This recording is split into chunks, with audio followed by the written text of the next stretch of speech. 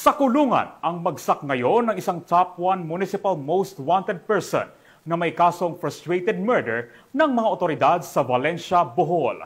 Magbabalita dyan si Patrolwoman Nikia Cañedo.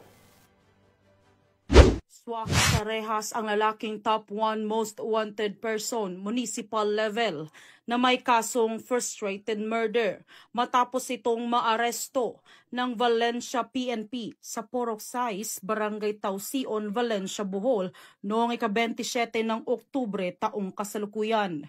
Kinilala ni Police Captain Alain Randy Siliba, officer in charge ng Valencia Municipal Police Station, Bohol Police Provincial Office, ang wanted na suspect na si Julius, 55 anyos, na residente ng naturang lugar. Batay sa ulat ng mga otoridad, ang suspect ay naaresto sa bisa ng warrant of arrest para sa kasong frustrated murder na may 200,000 pesos rekomendadong piyansa. Ipinaalam na sa kaukulang korte ang pagkakaaresto ng suspect at ito ay pansamantalang nakakulong sa Valencia Municipal Police Station para sa dokumentasyon at tamang disposisyon.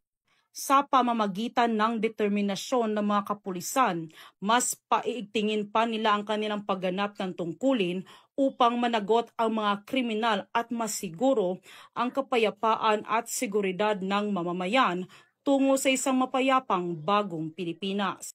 Mula dito sa Bohol Police Provincial Office, ako yung Police News Network Correspondent, Patrolwoman Nikia Cañedo, alagad ng batas, tagataguyod ng balitang pulis.